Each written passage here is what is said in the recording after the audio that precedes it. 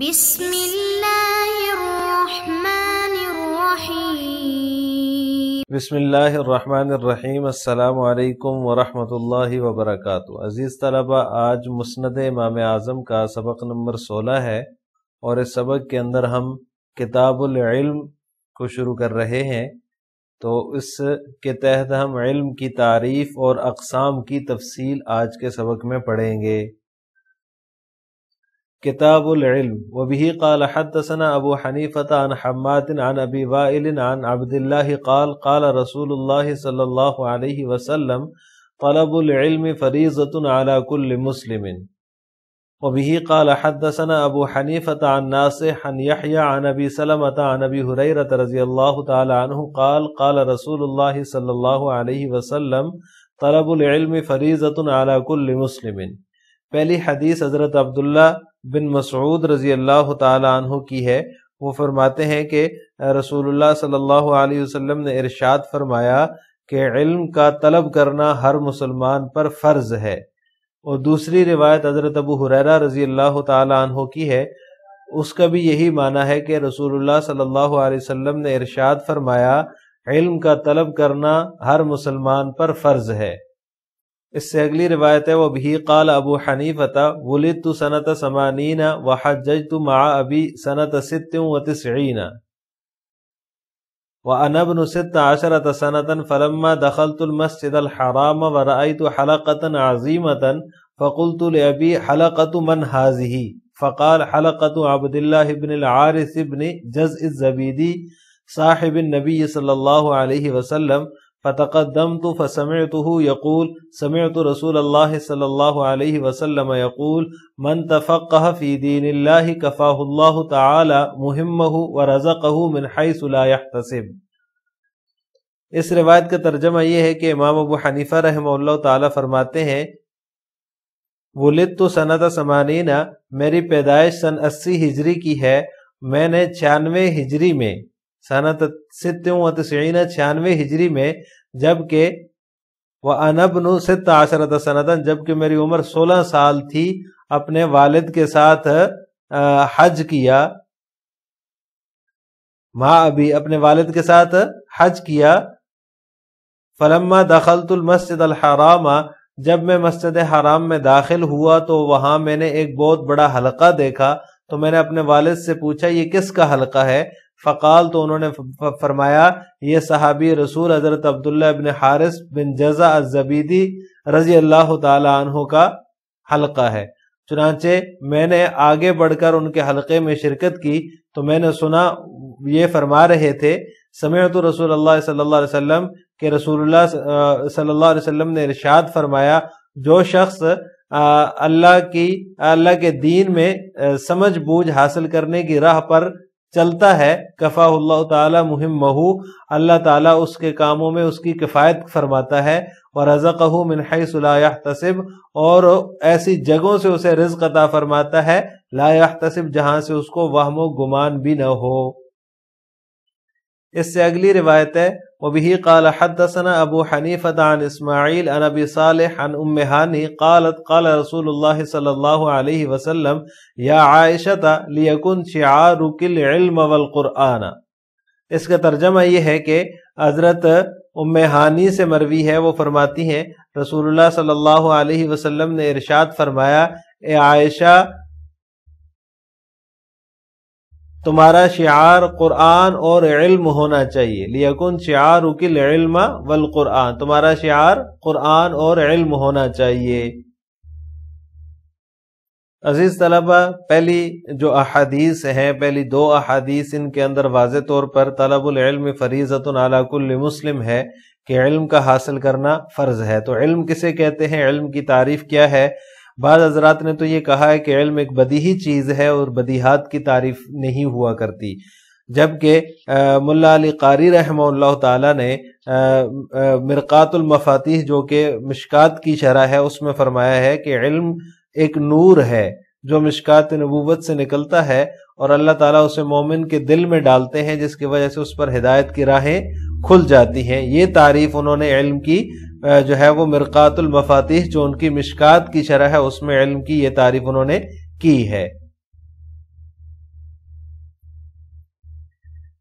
علم کی اقسام، علم جو ہے وہ دو اقسام ہے علم کی، ایک علم کسبی ہے اور ایک علم وہبی ہے۔ تو علم کسبی وہ علم جو کسی انسان کے واسطے سے بندے کو حاصل ہو، اس کو علم کسبی، اپنے کسب سے، اپنی محنت سے، اپنی جو ہے وہ اس سے جو ہے وہ حاصل ہو کسی کو، تو وہ علم کسبی کہلاتا ہے۔ جیسے کہ ہم ابھی پڑھ رہے ہیں، کسی بھی کتاب کا علم حاصل کر رہے ہیں تو یہ علم کسبی ہے، ہمیں کسی انسان کے واسطے سے یہ علم پہنچ رہا ہے۔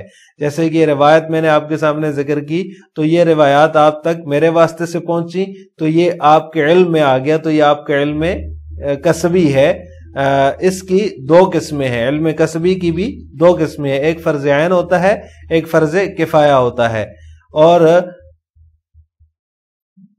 اس کے بعد ہے علم وہبی، دوسری قسم علم کی علم وہبی ہے۔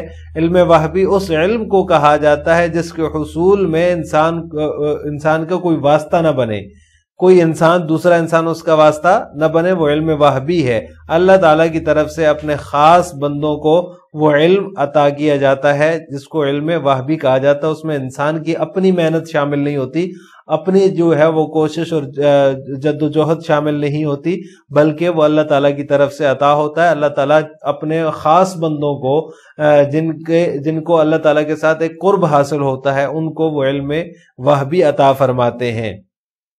جیسا کہ حضرت عزیر علیہ السلام کو اللہ تعالیٰ نے علم وہبی عطا فرمایا تھا، وہ حضرت موسیٰ علیہ السلام کا اور حضرت عزیر علیہ السلام کا جو سفر کا واقعہ ہے، جس میں انہوں نے مختلف ایسے کام کیے جو کہ بظاہر جو ہے وہ خلاف شریعت معلوم ہوتے تھے۔ حضرت موسیٰ علیہ السلام نے ان پر تنقید کی، لیکن اللہ تعالیٰ نے ان کو علم عطا فرمایا تھا کہ آگے چل کر وہ نقصان ثابت ہوں گے، اس وجہ سے انہوں نے اس طرح کے کام کیے۔ تو مزید اس کی تفصیل جو ہے وہ موجود ہے کتابوں میں، اگر کوئی دیکھنا چاہے تفسیر میں بھی موجود ہے، لیکن یہاں پر مقصود صرف ایک مثال سے اس بات کو سمجھانا ہے کہ علم وہبی وہ ہے جس کے حصول میں کوئی انسان واسطہ نہ ہو، تو اس کو علم وہبی کہا جاتا ہے۔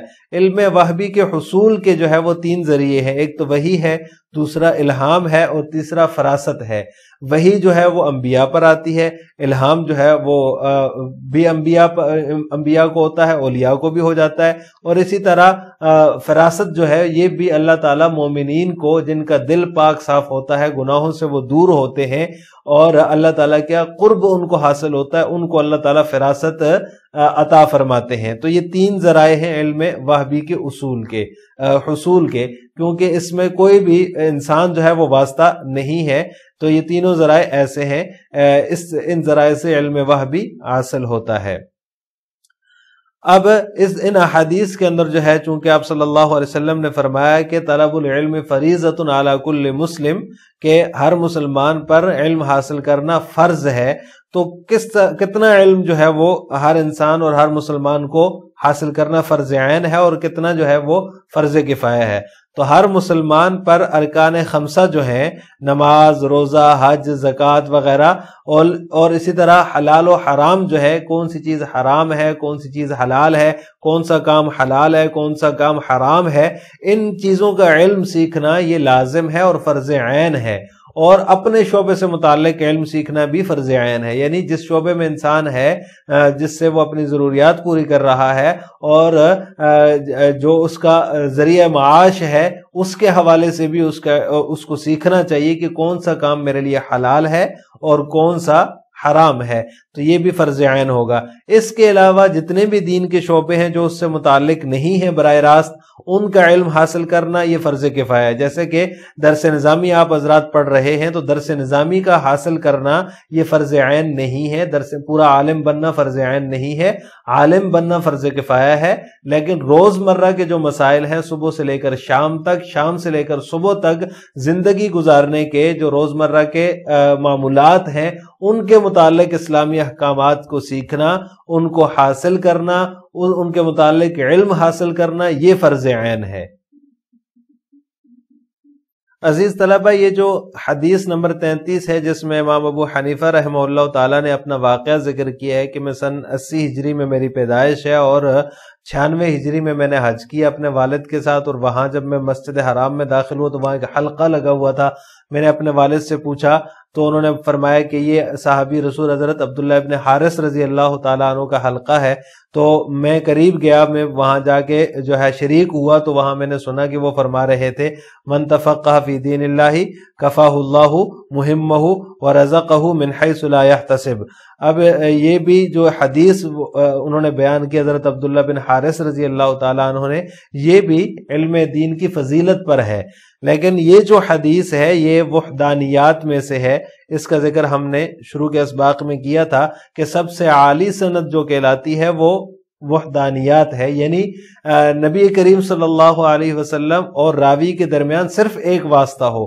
تو اب یہاں پر اس میں آپ دیکھ سکتے ہیں امام ابو حنیفہ رحمہ اللہ تعالی اور صحابی رسول حضرت عبداللہ بن حارث، یہ جو ہے حضرت عبداللہ بن حارث رضی اللہ تعالیٰ عنہ ان سے براہ راست امام ابو حنیفہ رحمہ اللہ تعالیٰ سن رہے ہیں. تو امام ابو حنیفہ اور رحمہ اللہ تعالیٰ اور رسول اللہ صلی اللہ علیہ وسلم کے درمیان صرف ایک واسطہ ہے عبداللہ بن حارث کا. تو یہ جو حدیث ہے یہ وحدانیات میں سے ہے اور سب سے عالی سند ہے. اور یہ جو فضیلت ہے وحدانیات کی، یہ صرف مسند امام اعظم کو حاصل ہے، امام صاحب کی مرویات کو حاصل ہے، امام صاحب کو حاصل ہے کہ امام صاحب نے براہ راست صحابہ سے روایت کی ہے اور بیچ میں صرف ایک صحابی کا واسطہ ہے. باقی جتنی بھی کتب حدیث ہیں کسی میں بھی وحدانیات والی سند موجود نہیں ہے.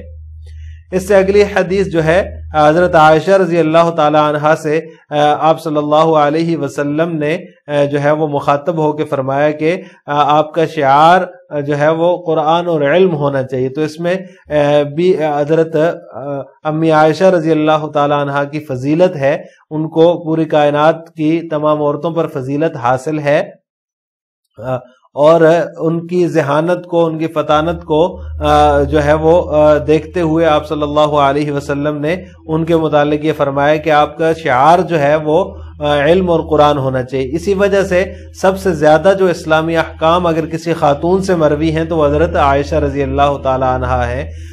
اسلامی تاریخ میں ان کو یہ مقام حاصل ہے کہ سب سے زیادہ اسلامی احکام جو ہے وہ حضرت عائشہ سے مروی ہیں، اور صحابہ کرام ان سے مسائل پوچھتے تھے، صحابہ کرام ان سے علم سیکھتے تھے. تو اس میں ان کی فضیلت ہے.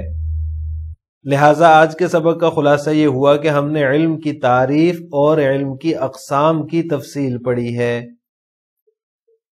آخر میں آپ سے 2 سوال ہیں. نمبر 1، علم کی تعریف کیا ہے؟ نمبر 2، ہر مسلمان کے لیے کتنا علم سیکھنا فرض عین ہے؟ ان دونوں سوالوں کا جواب آپ نے کمنٹ باکس میں دینا ہے. السلام علیکم ورحمۃ اللہ وبرکاتہ.